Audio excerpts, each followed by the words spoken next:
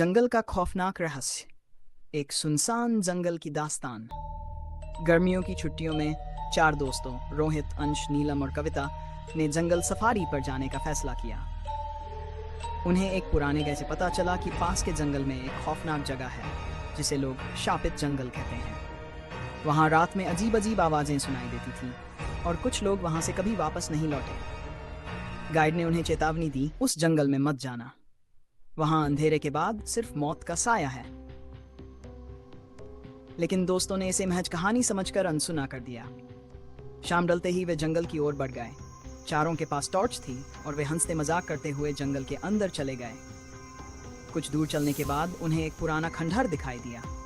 खंडहर के चारों ओर सूखे पेड़ और बिखरे हुए हड्डियों के टुकड़े थे। नीलम ने मजाक में कहा, किसी भूत का घर लगता है। लेकिन जैसे ही वह आगे बढ़ी, हवा में एक अजीब सी सर्द लहर दौड़ गई। अचानक खंडहर के पास से एक दर्दनाक चीख सुनाई दी। सब रुक गए। उनकी टॉर्च की रोशनी खुद ब खुद बुझने लगी। तभी खंडहर के पीछे से एक परछाई निकलकर उनके सामने आ गई। वह एक लंबा सफेद कपड़ों में लिपटा हुआ प्रेत था जिसकी आंखें खून की तरह लाल थीं।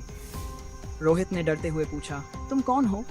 उस प्रेत ने धीमी और भयानक आवाज में कहा, यह मेरा इलाका है। जिसने भी यहाँ कदम रखा उसने मौत को गले लगाया। डर के मारे चारों ने भागने की कोशिश की, लेकिन वे जंगल में भटक गए।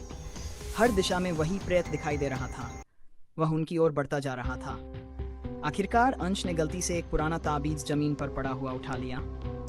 जैसे ही ताबीज उसके हाथ में आया, प्रेत दर्द में चीखते हुए गायब हो गया।